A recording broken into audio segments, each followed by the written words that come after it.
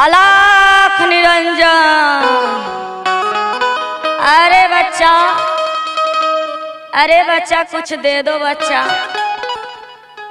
अरे माँ, इतना कम उम्र में इतना सुशील सुंदर चेहरा और तू जोगी किससे बन गई माँ? अरे इसके पीछे बहुत राज है बेटा।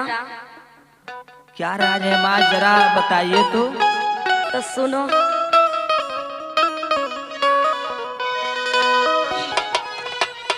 किताना सहना पवली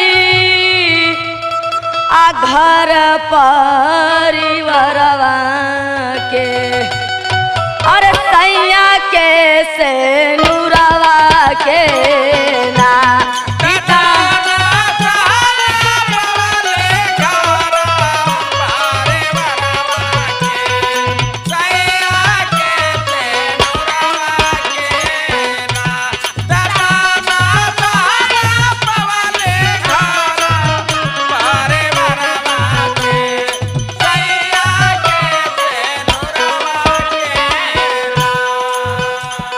ताना का कैसन बात करत हो माई?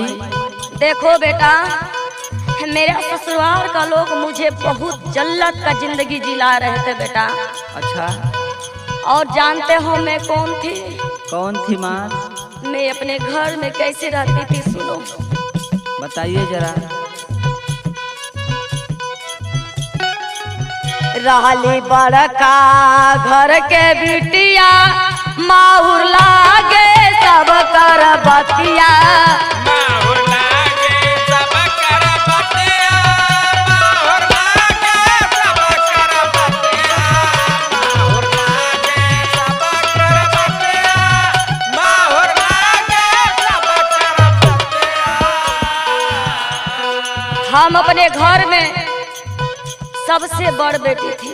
अच्छा, लेकिन सुनो, रहली बड़का घर के बिटिया, माहुर लागे सब कर बतिया।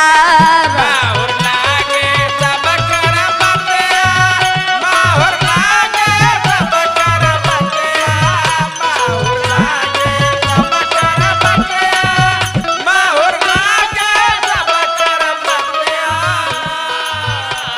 कि पगड़ी डूबे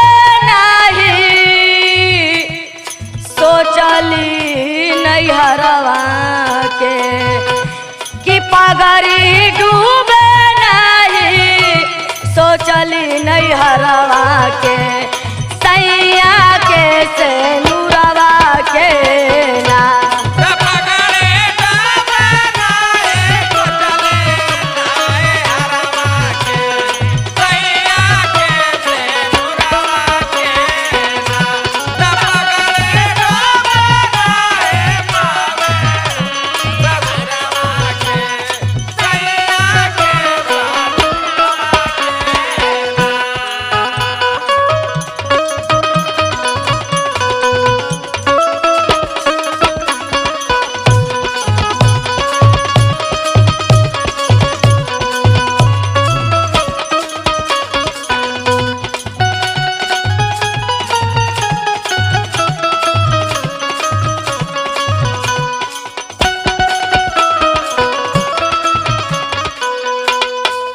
मतलब कि तू अपने ससुराल वालन के ताना सह ना पौलू?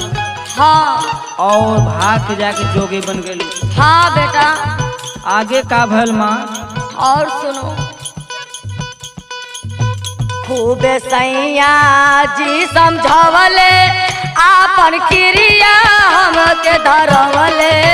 आपन क्रिया हमके धरवले, आपन क्रिया हमके धरवले, आपन क्रिया हमके धरवले, आपन क्रिया हमके धरवले। कि बतिया जोर लागे आ देखी के सहुरवा के,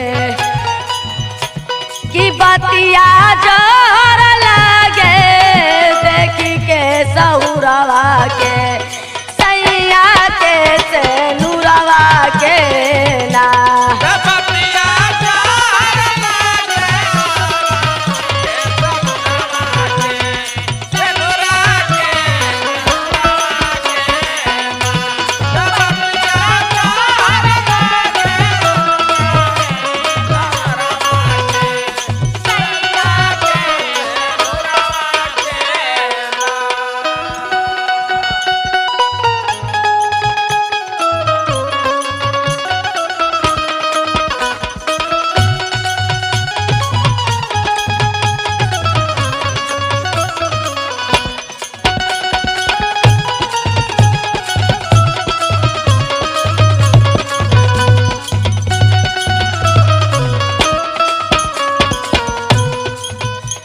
देखो बेटा, हाँ माँ बताइए।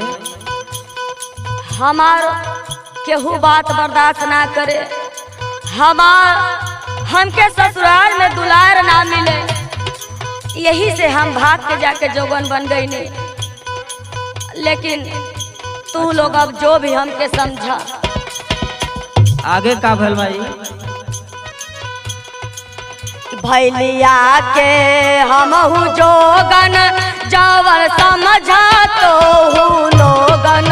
जावन समझा तो लोगन, जावन समझा तो लोगन, जावन समझा तो लोगन, जावन समझा तो लोगन।